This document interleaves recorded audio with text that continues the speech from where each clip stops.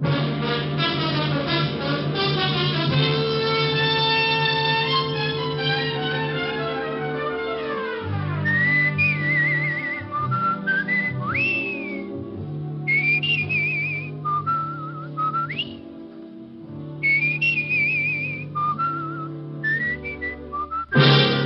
Broadcasting Company presents Dick Powell as Richard Diamond, Private Detective.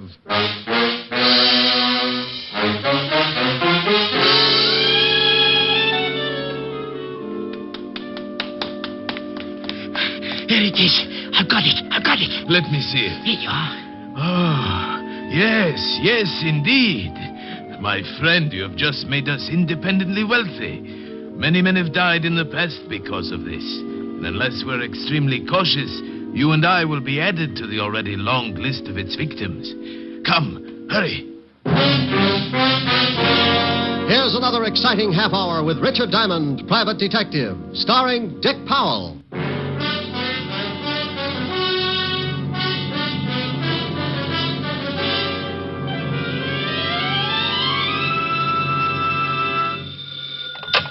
Diamond Detective Agency, where the blue of my eyes meets the gold in your wallet. Oh, that's pretty terrible. You may be right. You admit it. Yes, I've seen your wallet. Oh, Rick. Hello, Helen, baby. Hi. What are you doing? Oh, just finished cleaning out my desk. Oh, find anything interesting? Sam Spade. Guess he hadn't paid his rent. Oh, you're impossible. So, Sam. Well, I'm not going to try to keep up with this. Am I going to see you tonight? Oh, sure, darling. Wait a minute, honey. Company just walked in. Oh. Something I can do for you, my friend? Are you Richard Diamond? That's right. Client, Rick? No, I don't know, honey. I'll call you back. Please, Mr. Diamond. I haven't got much time. Okay, what's on your mind? This package. Here, take it. And keep it for me until... Hey, what's wrong? Hide it. I'm being followed. Hide it. Now, take it easy. What's the matter? Hey, fella, come on. Now, what's... Oh, swell.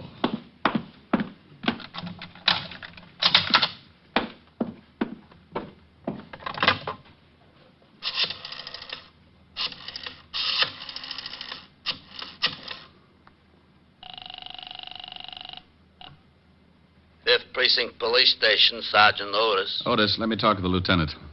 This Diamond? No, it's Ponder, and I think I've been doped. Now put the lieutenant on the line. Oh. Homicide, Lieutenant Levinson. Walt, Rick. Oh, no, it's only 4 o'clock in the afternoon. Nobody gets killed at 4 o'clock in the afternoon. You better check up on your statistics. There's a guy in my office who makes a liar out of them. What? Yeah, lying right here in front of my desk. He's dead? Well, if he isn't, he's got a lazy heart. Maybe he just fainted. Maybe he's suffering from some kind of a shock. Maybe he's got some terrible disease, and he'll give it to you. Walt, if this guy isn't dead, he's sure going to have a hard time explaining the bullet hole in his back. Don't touch anything. Can't he even scratch my head? Oh, you know what I mean. All I did was lock the door. Now get over here. Knock 3 times and say, Ricky loves Walter, and I'll open up. What did you lock the door for? Well, because this guy came in and gave me a... Gave you a what? Wait a minute, Walt. Come on, what are you mumbling about? Will you shut up? Someone's trying to get in the door. I'll see you when you get here, Walt. I have one of those locks that any skeleton key would fit, and that was exactly what my visitor was using. He opened the door. I moved back against the wall as the door swung in. My visitor was a young, well-dressed man, about 5'8" or 9, red hair, nose full of freckles, and on top of the nose, a pair of black-rimmed glasses. There was a big bulge under his coat that he started reaching for just as I rolled his arm around behind him. You're backing me off. No, not yet. I still got a little way to go. No! Just making you more comfortable. Now, I'll take this big gun. It must weigh you down. You can't do this stuff. Oh, sure I can. See, I just twist a little. No! Just locking the door again. Now sit down in that chair. My arm. I'll be happy you still got it. Now, what are you doing patty-footing it around here, using a pass key to get into my office? I got the wrong office. Look, Sonny, you see that over there? What is it? It's a guy, and it's very dead. I'll send some flowers. Make it enough for a duet. Someone else gonna die? Someone else is going to get pretty close to it if I don't get the answers I want. Well, I'll see what I can find out.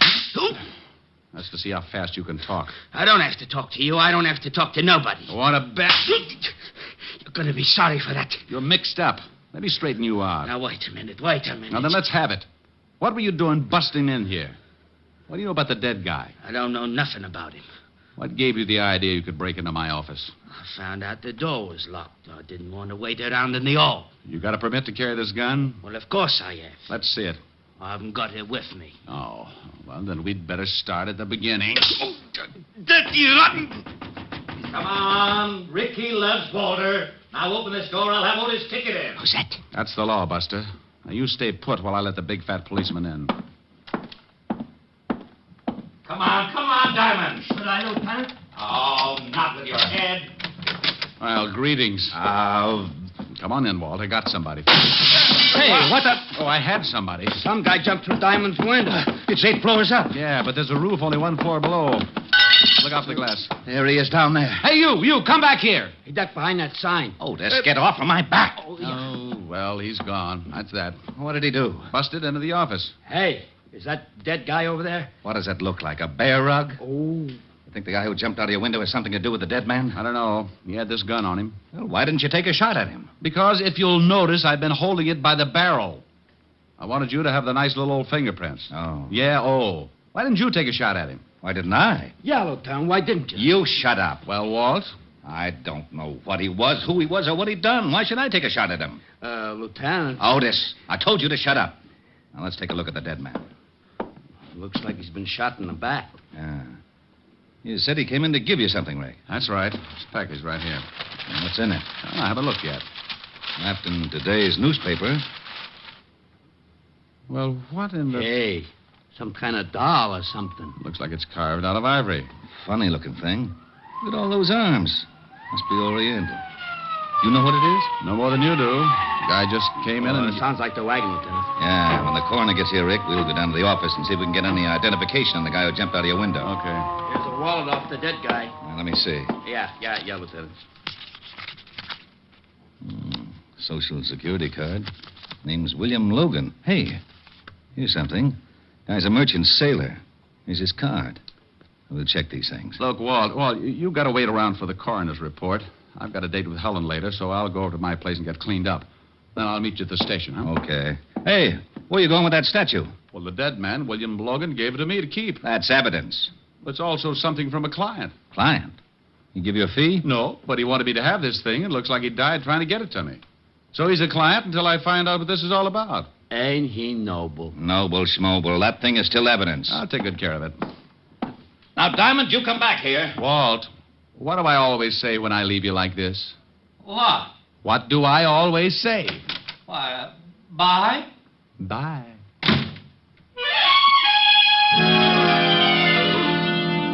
I left Walt and headed for my flat on East 51st. I wasn't about to try and figure the whole thing out because it was still an early case, and sometimes cases like that can stretch out into 2 or 3 murders before things begin to fit together. That's the way you got to figure. One guy dead could lead to another, so you walk on eggs for a while and make sure it's not going to be you. I got to my flat and went in. Smoked a few cigarettes. Looked at the carved ivory figure that William Logan had given me. It looked like a woman sitting cross-legged with all of her 6 arms outstretched. I gave it a good going over, but couldn't find anything unusual. So I put it on the piano and went in and started to shave. No. Yeah? Yeah? Yeah, what is it? Okay. When people don't answer, it makes me wonder. I crossed the living room, remembered the ivory figure on the piano. So just to be safe, I lifted the top of the piano and put the statue down inside. Then I moved over to the door. Mr. Diamond? That's right. I'd like to talk with you. I have a business proposition. Is there any money involved? Quite a good deal. Well, you've just made an appointment. Come in, Mr. Titus. Leopold Titus, Esquire. He came in all right, and he had the duck to do it. He must have been a good 7 feet tall, and even with his heavy overcoat, he couldn't have weighed over 140. He reminded me of a king-size case of malnutrition. He took in the whole apartment with one fast look and slid into a chair, rested his elbows, locked his hands, and put them under his pointed chin. It appears you've been shaving. I've interrupted. Oh, no. Split personality. Never touch this side. Mr. Diamond, I haven't much time. Good. Now, you said something about money. I can see that this is a subject which meets with your approval. Well, it sets off an emotional reaction, shall we say.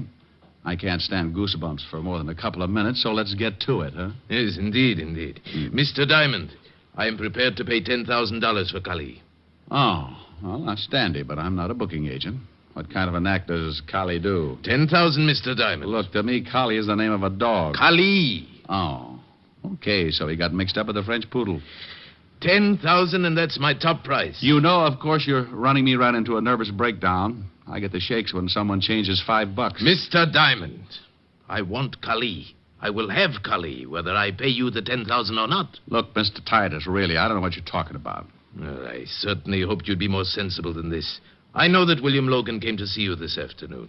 Oh? And I know for a fact that he had Kali with him. Well, did he have it when he left my office? I couldn't see. Mr. Logan was under a sheet. Now, either the police have Kali or you do. I'd like very much to know. Maybe I can help you, if you'll tell me exactly what this Kali is. I made an offer of $10,000, Mr. Diamond. That's a great deal of money, but it does not entitle you to play 20 questions. Okay. Now, if you don't mind, Mr. Titus, I'd like to finish shaving. As I explained, Mr. Diamond, I don't have much time. Well, then, good afternoon, Mr. Titus. No, I'm afraid not. Charles! Yes, Mr. Titus. Well. I thought maybe you'd cut your throat when you jumped out of my window.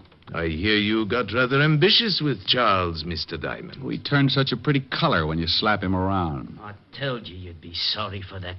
Yes, and indeed you will, Mr. Diamond, unless you tell me where I can find Kali. You can go to the devil. I'm afraid the trip would be unpleasant and premature. However, I'm sure your passage might be taken care of.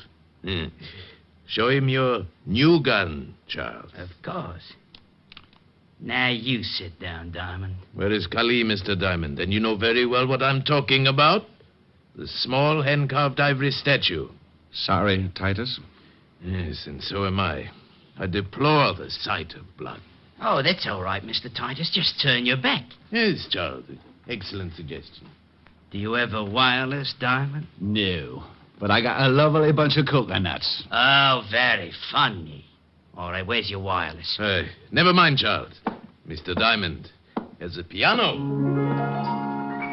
Yeah, I can manage to raise or lower the volume as the groans dictate. I could make a lot of noise. My old piano teacher assured me I could do the same.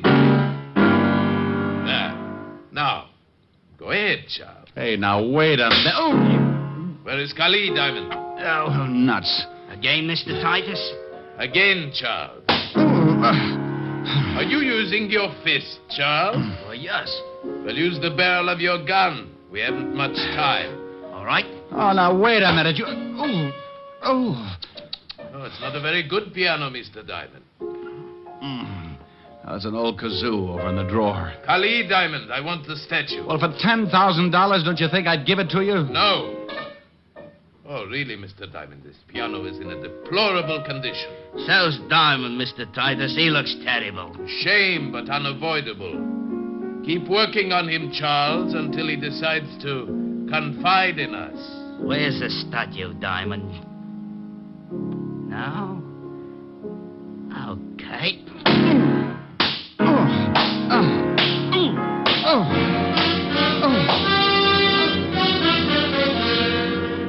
NBC is bringing you Richard Diamond, Private Detective, starring Dick Powell.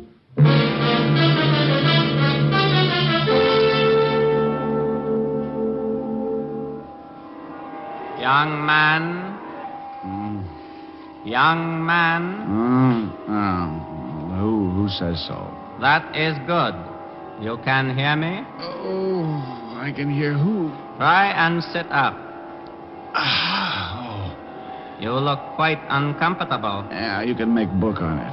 There, that's better. Now take your time. I want your answers to be correct. Well, he got me into a sitting position, and when things finally stopped jumping around, I got a good look at him. Titus wasn't around. Neither was Charles, his little butcher. The room was dark except for a single light in the corner.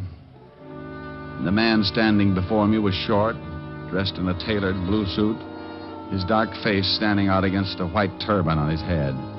He didn't smile or blink his eyes. I am Ahmed Benif. Oh, thanks. I'd introduce myself, but I've been pushed around so much I could be anybody. Mr. Titus and his man Charles can be very persuasive. Well, a gallon of blood and a few broken arms, anyone can do it. Where did they go? I got tired, took a nap. Did you give them Kali? Oh, no. Now, look, It is a very simple question.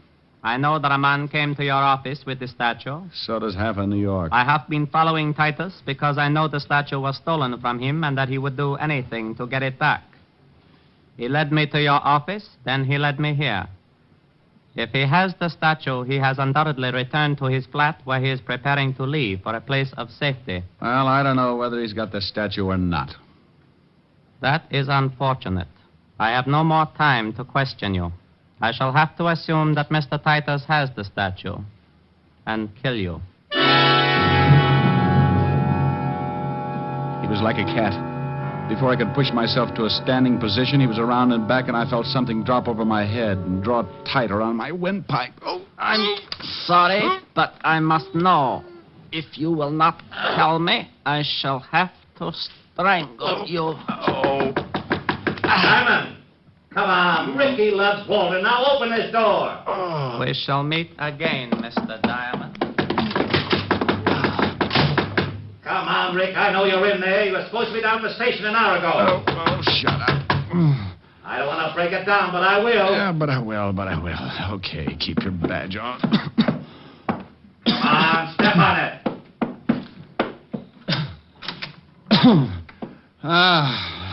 Well, Blue Eyes. Where's Diamond? No. Yeah. What in the world? Believe me, Walt, I don't know. You look awful. Yeah, I feel like I've been playing in a wind tunnel with blocks of cement. What happened? Look, before I go into it, tell me what you found out. We better take care of you first. Yeah, it'll have to wait. Things keep going on like they have been. It's only a matter of time until someone else gets killed. Now, what did you find out? You know that gun you gave me? Yeah, the one I got from Charles? Is that his name? Yeah, what about the gun? It was the one that killed the guy in your office. That's why you've got to get down to the station and try to identify this guy from the gallery. By the time I do that, he'll be out of the country. How do you know that? Ahmed Benif told me. Who the devil is Ahmed Benif? Guy with a turban tried to strangle me. Now, don't you start that. I'm not starting anything. He beat it out the back. If you had knocked on that door, I'd have been strangled to death. He the guy who beat you up like this? No.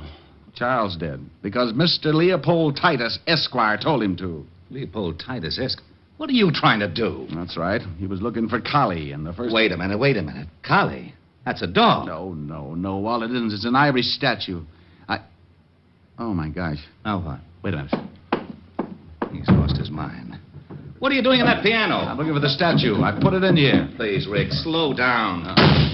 Yeah, gone. Well, Titus has got it. He was playing the piano. Please, Rick, please. Walt, what did you find out about the dead man? William Logan? Yeah, what did you find out? He was a merchant seaman. Landed yesterday on the Queen of India out of Calcutta. Huh? Thanks, Walt. Where do you think you're going? Check with the steamship company.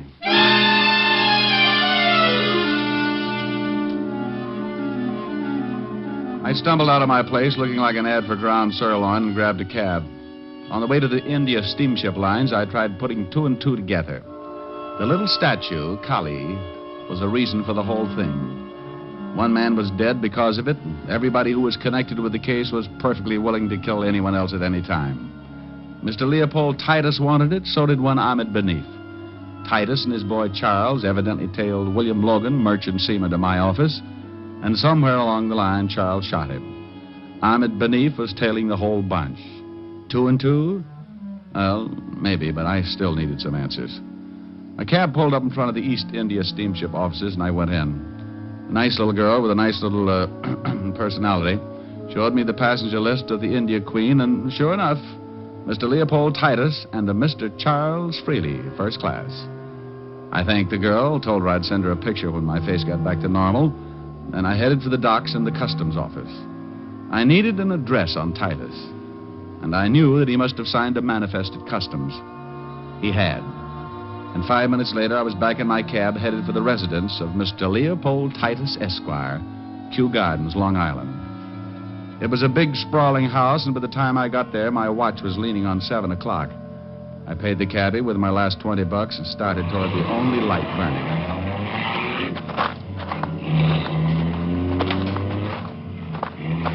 The light was coming from a downstairs room with tall French doors, so I went over the balcony and moved up for a better look. I got the look and went in fast. Titus! Mr. Diamond, I'm afraid you're a bit late. The place was a wreck. Titus was half sitting, half lying against the couch. There was blood all over him. Charles Freely was stretched out on the floor near the towering bookcases. He was looking up, staring, but not seeing a thing. Around his throat was a long, white length of cloth.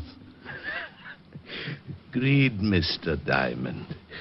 The price for greed comes extremely high, as you can well see. Ahmed Benif? Oh, you've met. Yes, Ahmed Benif. Quite as proficient with a gun as well as a strangling cord. I'll call an ambulance. No, Mr. Diamond. I'm having a twinge of conscience, so hear me out. You must find Benif and stop him. Does he have Kali? Yes, he has Mother Kali. Mother Kali? As she is known by her followers. Tugs, Mr. Diamond. Have you ever heard of Tugs? No, I haven't. What are they? A cult long since believed extinct in India. An army of assassins banded together under the guidance of Mother Kali. Assassins? Yes, Mr. Diamond. Trained in the art of strangling. Oh, yeah. Oh, yes. I read something about that in a history book. It was a long time ago. Correct. They were suppressed by the British in 1830. You're trying to tell me they've started all over again? Absolutely. What about that little statue? Belongs to the man who has reorganized the Tugs.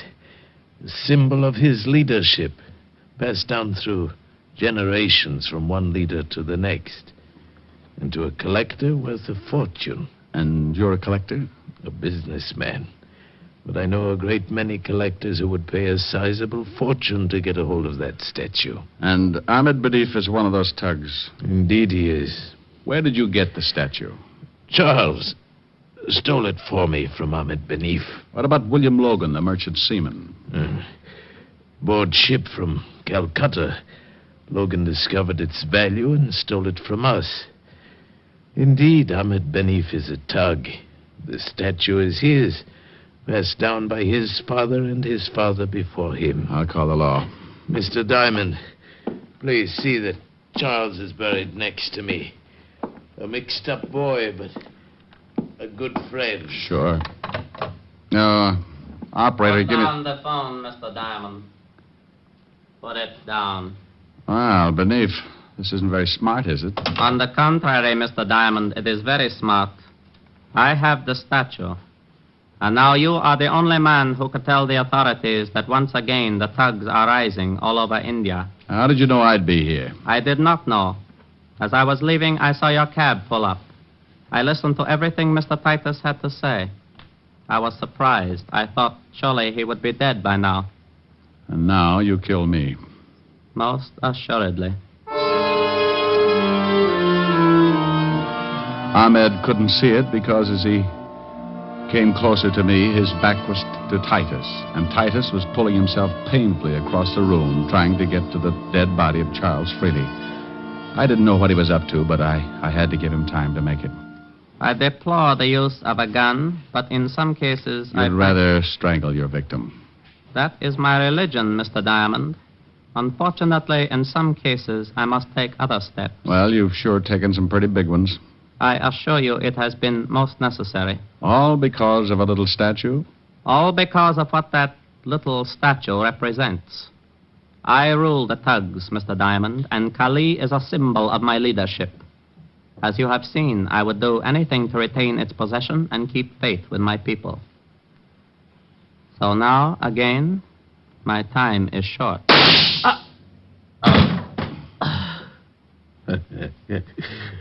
Indeed, it was short, wasn't it, Mr. Diamond? Indeed.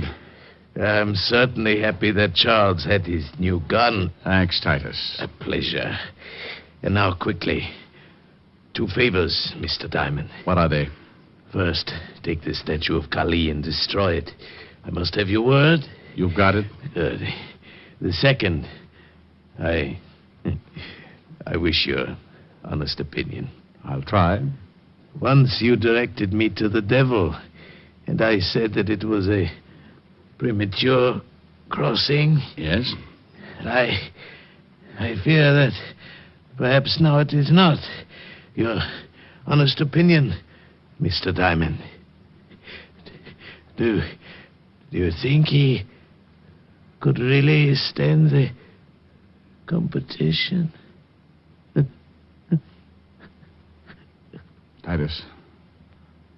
Titus. Well, it'll sure be a good race anyway.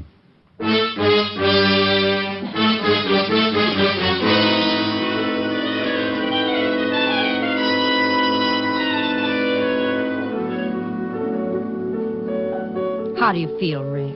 Oh, I don't know. Pretty good, I guess. Want to tell me about it? No, I don't think so, honey. You just get confused with an old argument about right and wrong.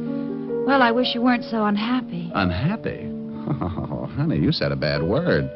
I'm just mad about my bruises. Oh, I think the colors are lovely. Well, so do I. I've just got to be careful about wearing plaid. Oh, Rick. Pretty bad, huh? Yeah. Why don't you just sing something? All right, dear. I'd love to.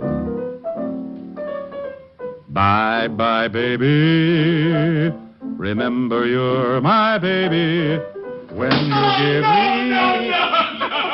Rick. Did you hear that? I certainly did. He's back. That's the grouch in the next building, isn't it? Yes, he's been out of town for a rest. Oh, my God. What's his name? Mr. Lumpkin. Oh. Good evening, Mr. Lumpkin. Oh, antisocial, huh? You are my sunshine. You are my sunshine. You are my sunshine. You are my... No. Good evening, Mr. Lumpkin. All right. Good evening. Well, now that's better. Now, what would you like to hear? The sound of you cutting your throat. You're fighting me. Oh, I'd love to with a machine gun. Tipper. Control yourself. I may ask questions later. Oh. Good evening, Mr. Lumpkin. You stay out of this. Good evening, Miss Asher. My, you're looking well. Oh, thank you. So are you. If he leans out any further, he'll be hanging by his heels. Now, you just stay right there, Mr. Lumpkin. We've got a lovely surprise for you. Yes? Yes. Now, sing something nice, Rick. Love it. Bye-bye, baby. Remember you're my baby when they give you the eye. Although I know that you care, won't you write and declare that though on the loose, you are still on the square. I'll be gloomy, but send that rainbow to me. Then my shadows will fly, though you'll be gone for a while. I know that I'll still be smiling with my baby by and by. With my baby by and by. Well, how do you take it? How is that, Mr. Lumpkin? Oh, Miss Asher, it's impossible for me to express my feelings at this moment. Especially when a lady is present. He didn't like it. Well, what do you expect from a clarinet player? Come on, let's case the icebox.